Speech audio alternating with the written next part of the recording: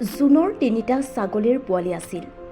তাই ছাগলী পোৱালি ৩টা খুবেই মৰম কৰিছিল। তাই যেতিয়া স্কুললৈ যায় তেতিয়া তাই ছাগলীৰ পোৱালিকেইটাক খাবলৈ ঘাঁহ দি যায়।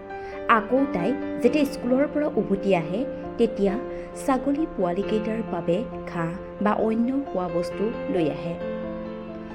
এদিন তাই স্কুলৰ বাবে দেৰি হোৱাত ছাগলী পোৱালিকেইটাক ঘাঁহ দিবলৈ পাহৰি গ'ল আৰু তাই স্কুললৈ গুচি গ'ল।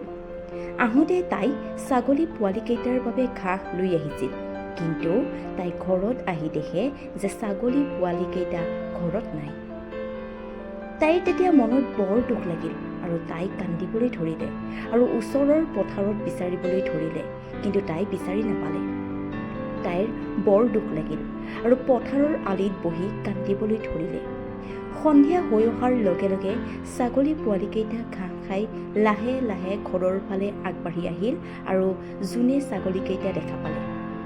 ছাগলীকেইটা দেখা পাই তাইৰ মনটো ভাল লাগিল আৰু তাই ভাবিলে যে ছাগলীকেইটাৰ ভোক লাগিছিল বাবে ছাগলীকেইটা ঘৰৰ বাহিৰলৈ ওলাই আহি ঘাঁহ খাইছিল। তাইৰ যেতিয়া ভোক লাগে তেতিয়া তাই মাকক কয়, কিন্তু ছাগলীকেইটাৰ মাকো নাই, আনকি ছাগলীকেইটাই ভোক লাগিছে বুলি মুখেৰে মাতিবও নোৱাৰে। তাইৰ দুখো লাগিল আৰু ছাগলী পোৱালিকেইটা ঘূৰাই পোৱাৰ বাবে সুখীও হ'ল।